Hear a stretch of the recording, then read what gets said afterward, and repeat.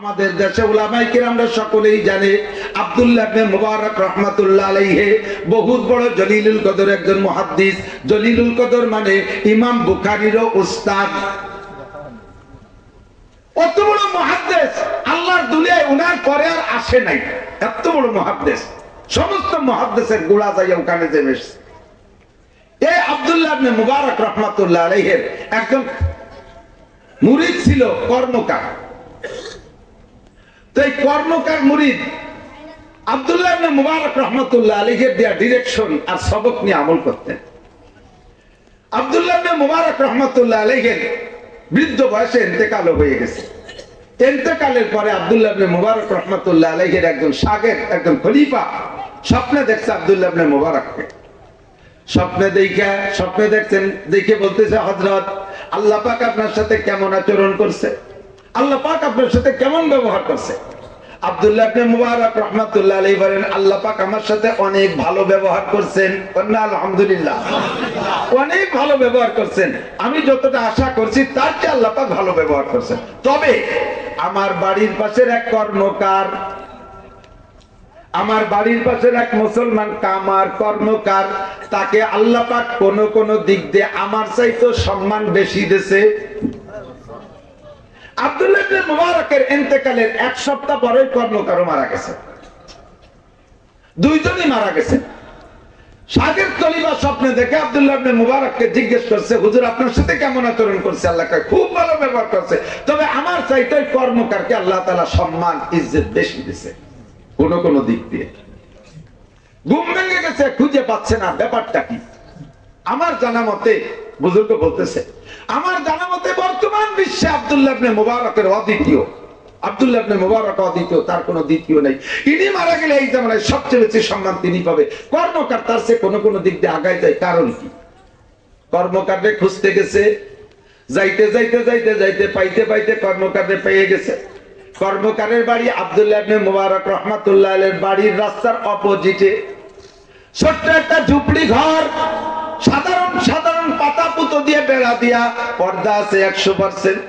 গেটের বাইরে থেকে সালাম দিয়েছে আব্দুল্লাহ ইবনে মুবারকের ওই খাদেম খলিফা বুজুর্গ, আসসালামু আলাইকুম, আফিল বাইতে অমুক, বাড়িতে অমুক আছেন?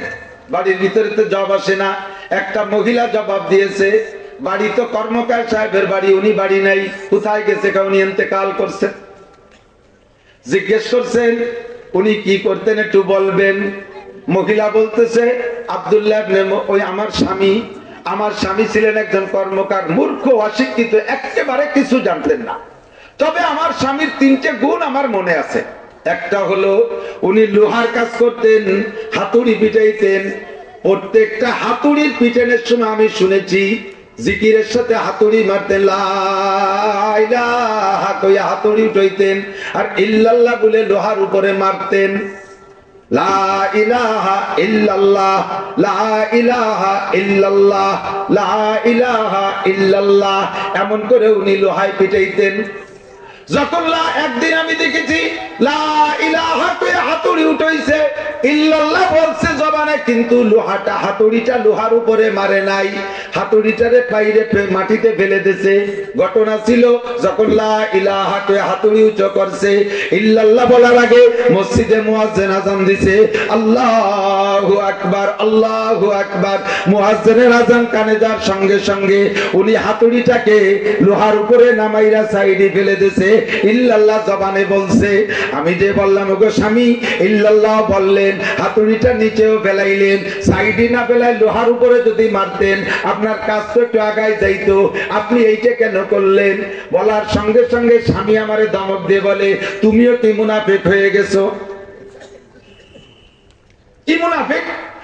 মুয়াজ্জিন কয়, আল্লাহ বলো, এই কথা কানে আসার পরেও যদি আমি আবার লোহার উপরে হাতুড়ি মারি তাহলে প্রমাণ হবে আল্লাহর চাইতে আমার লোহা বড়। আমি আল্লাহকে বলেছি আমানতু বিল্লাহি কামা হুয়া বিআসমাইহি ওয়া সিফাতিহি ওয়া কাবিলতু জামিয়া আহকামিহি ওয়া আরকানিহি। আমি আল্লাহকে বিশ্বাস করি তার সকল নাম ও সিফাতের সাথে, তার সমস্ত বিধিবিধান মানিয়া লইলাম। আল্লাহ মুয়াজ্জিন বলবে আল্লাহ বড়, আর এরপরে আমি দুনিয়ার কাজ করব, প্রমাণ হবে দুনিয়ার কাজ বড়। এই মুনাফিকি আমি করতে পারবো না, এই জন্য আমি হাতুড়ি বাইরে ফেলে দিয়েছি। আমার স্বামীকে এই আমল আমি করতে দেখছি। 2 নম্বরে রাতের বেলা কাজ শেষ করে আইসা ঘরে ঢুকে উনি কোরআন শরীফ পড়তে পারতেন না।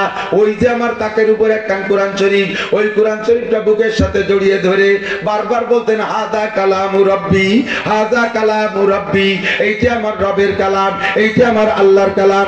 এইগুলো বুকের সাথে জড়িয়ে ধরে অনেকক্ষণ কান্নাকাটি করতেন, কোরআন শরীফ পড়তে পারতেন না। আর বারবার বলতেন আল্লাহ কিয়ামতে আব্দুল্লাহ ইবনে মুবারক রাহমাতুল্লাহ আলাইহি কত উঁচু মাকামে থাকবে, সারা রাত ইবাদত করে, দিন ভরে কোরআন হাদিস নিয়ে নাড়াচাড়া করে, হাজারো মানুষের মুরিদ বানায়, হাজার বেঈমানকে ইমানদার বানায়, তার আমলনামা কত মোটা, কিয়ামতে কত বড় সম্মানীয় হবে। আমি মূর্খ কামার, আমার স্থান কোন জায়গা হবে? নিজেকে বড় ছোট জানতেন।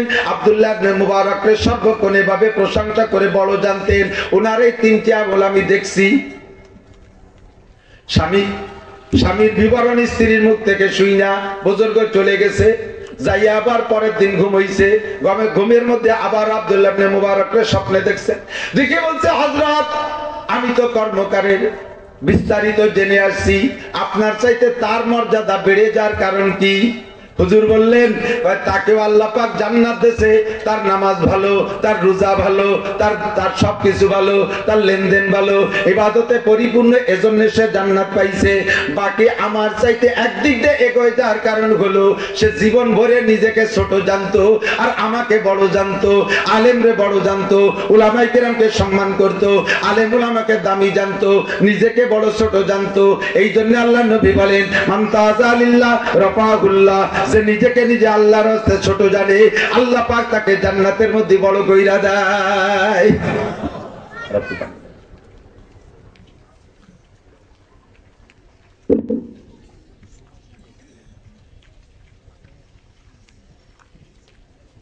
ও দোস্ত, আমার দোকানদার ভাইরা, ব্যবসায়ী ভাইরা, যে যে পেশায় আসছি না কেন, খালি দোকানদার না, আযান হইলে আযানের শব্দ কানে আসার পরে আমি দুনিয়ার সব কাজ ছেড়ে দিয়ে মসজিদের দিকে যাওয়ার এই প্রতিজ্ঞাটা কি করতে পারি? আপনি কেন করবেন না? মসজিদে নামাজ পড়বেন। আপনি যে কিরাত দিয়ে নামাজ পড়েন, আপনার কিরাত অশুদ্ধতার কারণে নামাজ হয় না। ইমামের পিছনে ইক্তেদা করবেন, ইমাম ভুল পড়ুক আর শুদ্ধ পড়ুক, এ দায় ইমামের ঘাড়ে, আপনার পর না। তবে ইমাম নির্বাচন করার সময় কমিটির লোক আবার ইমাম বেছে নেবেন, যোগ্য আলেম দিয়ে ইমাম বাছাই করে নেবেন। বহুত মসজিদে যাই, ইমামের পিছনে নামাজ পড়া যায় না, মাগরিবের রক্ত প্রায় রাস্তাঘাটে বেঁচে যায়।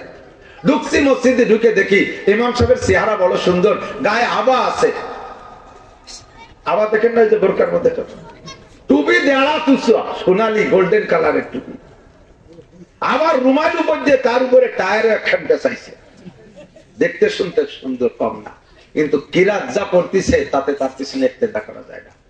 মাসালা জেনে নেন, অনেক সময় আপনারা না বুঝে আমাদের পর অভিযোগ করে বসেন। মসজিদের ইমাম সাহেব যদি এইরকম হয়, আর মুসল্লি তো ওই ক্লাসেরই, এরা জীবন ভরে পড়ে যাচ্ছে, হোক না হোক তাদের ব্যাপার।